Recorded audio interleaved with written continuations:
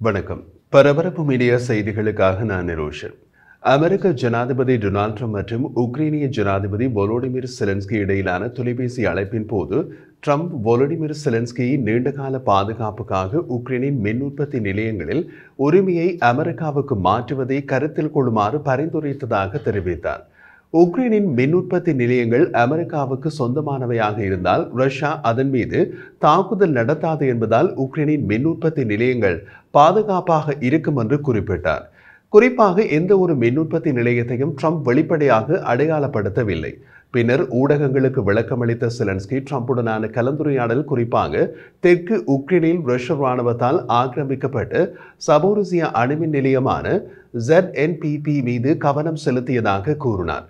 மின்சாரம் உற்பத்தி செய்யாமல் உக்ரைனின் எரிசக்தி கட்டத்துடன் இந்த ZNPP இணைக்கப்பட்டிருந்தாலும் போரின் ஆரம்ப நாட்களில் இருந்து இது ரஷ்ய கட்டுப்பாட்டில் உள்ளது.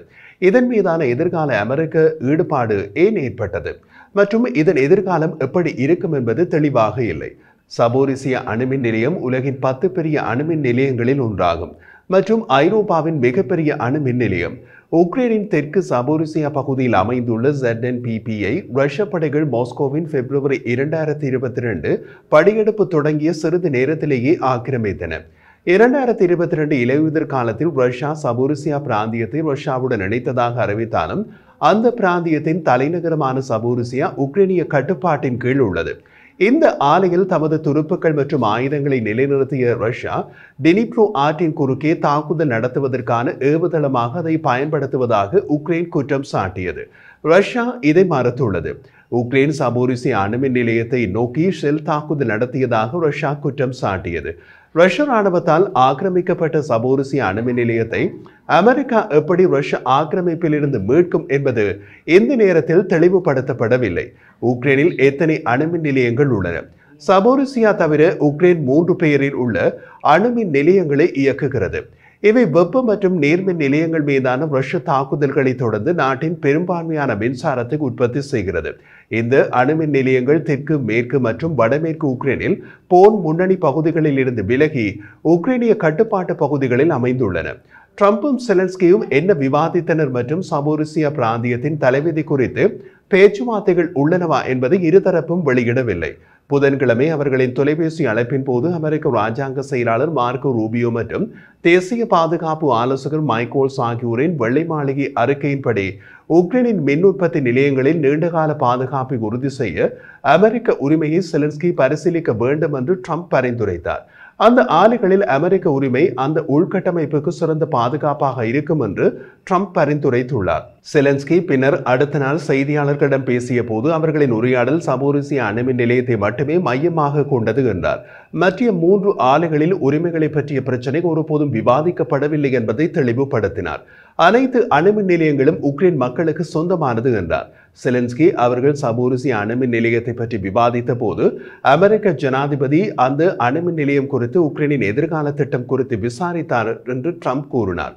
ட்ரம்ப் ஆலை பற்றிய எனது எண்ணங்களை கேட்டார் என்று செலன்ஸ்கி கூறினார். அது உக்ரைனின் கட்டுப்பாட்டில் இல்லை என்றால் அது இயங்காது என்று நான் அவரிடம் சொன்னேன்.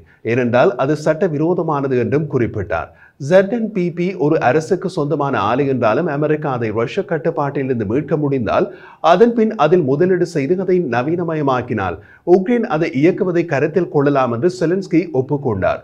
இது ஒரு தனி கேள்வி, திறந்த கேள்வி, பதில் தெரியாத கேள்வி என்றார். சபோரிசியா அணுமின் நிலையத்தின் தற்போதைய நிலை என்ன?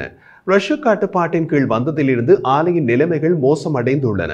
அதன் 6 உலைகள் பல ஆண்டுகளாக மூடப்பட்டிருந்தாலும் குளிரூட்டும் முறைமைகள் மற்றும் பாதுகாப்பு அம்சங்களை பராமரிக்க தகுதியான பணியாளர்கள் தேவைப்படுகிறார்கள். உக்ரைனின் அரசு அணுசக்தி ஆபரேட்டர் எனர்கோடோம் ரஷ்ய படைகள் பொறுப்பேற்ற பின்னர் உக்ரைனிய பணியாளர்கள் ரஷ்ய அதிகாரிகளுடன் ஒப்பந்தங்களில் கையெழுத்திட்டு ரஷ்ய குடியுரிமை பெற வேண்டிய கட்டாயம் ஏற்பட்டது என்று கூறினார். மருத்துவர்கள் கடத்தல் அல்லது அச்சுறுத்தல்களை எதிர்கொண்டனர். ஆயிரக்கணக்கானவர்கள் வெளியேறும்படி கட்டாயப்படுத்தப்பட்டனர். அணுமின் நிலையம் குறைந்த பணியாளர்களுடன் நிர்வகிக்க கடினமாக இருந்தது. 2023ஆம் ஆண்டு ஜூன் மாதம் ஒரு அணை இடிந்து வீழ்ந்தது. அது நீர்த்தேக்கத்திலிருந்து வரும் தண்ணீரை நிரம்பியிருந்த ஆலையின் குளிரூட்டும் முறைகளை மேலும் பாதிக்கிறது. இதற்கு பதிலாக ஆலை நிர்வாகிகள் கிணறுகளை தோண்டினார்கள் என்று சர்வதேச அணுசக்தி நிறுவனம் IAEA தெரிவித்துள்ளது. ஆலை மீண்டும் செயற்படுவதற்கு முன் விரிவான பழுதுபார்ப்பு தேவைப்படும் என்று செலன்ஸ்கி கூறினார். அந்த செயல்முறை குறைந்தது 2 வருடங்கள் ஆகலாம். போர் அந்த ஆலை உள்ள பகுதியில் நடந்தால் கதிர்வீச்சு கசிவை ஏற்படுத்தக்கூடும் என்று IAEA பல முறை எச்சரித்துள்ளது. ஆலை இப்போது மின்சாரத்தை உற்பத்தி செய்யவில்லை என்றாலும் அது இன்னமும் அதிக அளவு அணு எரிபொருளை வைத்திருக்கிறது. அதற்கு நிலையான குளிர்ச்சி தேவைப்படுகிறது. ஒவ்வொரு முறையும் மின்சாரம் விரைவாக மீட்டெடுக்கப்பட்டாலும் போரால் ஏற்படும் வழக்கமான மின்தடைகள் இந்த மின் ஆலையை சீர்குலைத்துள்ளன. IAEA-யின் தலைவர் ரஃபால் குரோசியின் கூற்றுப்படி IAEA வல்லுநர்கள் நிரந்தரமாக அங்கு நிறுத்தப்பட்டு அணுகலை எதிர்கொள்கின்றனர். ரஷ்ய அதிகாரிகள் சில ஆய்வு கோரிக்கைகளை தடுக்கின்றனர். மொத்தத்தில் அது அபாயகரமான அணுப்பொருட்களை கொண்ட ஒரு இயங்காத ஆலை. அதை எந்தவிதமான ஒப்பந்தத்துடன் அமெரிக்கா தமது கட்டுப்பாட்டுக்குள் கொண்டுவர விரும்புகிறது என்பதும் தெரியவில்லை. ஏன் கொண்டுவர விரும்புகிறது என்பதும் புரியவில்லை. ஏதோ ஒரு திட்டம் அல்லது நோக்கம் இல்லாமல் ட்ரம்ப் ரஷ்ய கட்டுப்பாட்டில் உள்ள அணு ஆலையின் உரிமையை கோர மாட்டார். சபோரிசியாவை மீட்டெடுப்பது குறித்து ட்ரம்புடனான விவாதங்கள் ஒரு நேர்மறையான நடவடிக்கை என்று செலன்ஸ்கி கூறினார். ஆனால் ரஷ்ய படைகள் அருகில் நிலைநிறுத்தப்பட்டால் ஆலையில் யாரும் வேலை செய்ய மாட்டார்கள் என்று எச்சரித்தார். ஆலையின் மீதான கட்டுப்பாடு அமெரிக்காவுக்கு சட்டப்பூர்வ மற்றும் தளவாட சவாலாக இருக்கும். போர் புரியும் இரு தரப்பினருக்கும் மிகவும் பிளவுபடுத்தும் பிரச்சனையுடன் பின்னி பிணைந்துள்ளது. அந்த ஆலை உள்ள நிலத்தின் மீதான கட்டுப்பாடு. ரஷ்ய சட்டத்தின் நிலம் ரஷ்யாவுக்கு சொந்தம். சர்வதேச சட்டத்தின் நிலம் உக்ரைனுக்கு சொந்தம். ரஷ்ய துருப்புக்கள் இப்பகுதியை தமது கட்டுப்பாட்டில் வைத்திருக்கின்றன. அதே நேரத்தில் உக்ரைனிய படைகள் அதிலிருந்து டினிப்ரோ நதி மற்றும் 100 கிலோமீட்டருக்கும் அதிகமான நிலப்பரப்பால் பிரிக்கப்பட்டுள்ளன.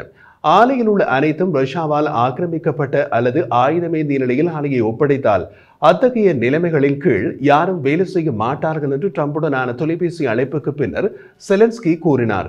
இது சாத்தியமற்றது. இது போன்ற சூழ்நிலையில் பாதுகாப்பாக செயல்பட வழி இருக்காது என்றார். அதாவது ஆலை நாளை செயல்பட தொடங்கலாம், அடுத்த நாள் ரஷ்யர்களால் வெடிக்க வைக்கப்படும் என்றார். இது ட்ரம்புக்கு தெரிந்திருக்கும். அப்படி இருந்தும் ஏன் அணு ஆலையின் உரிமையை கோருகிறார் என்பதுதான் இங்குள்ள மர்மம்.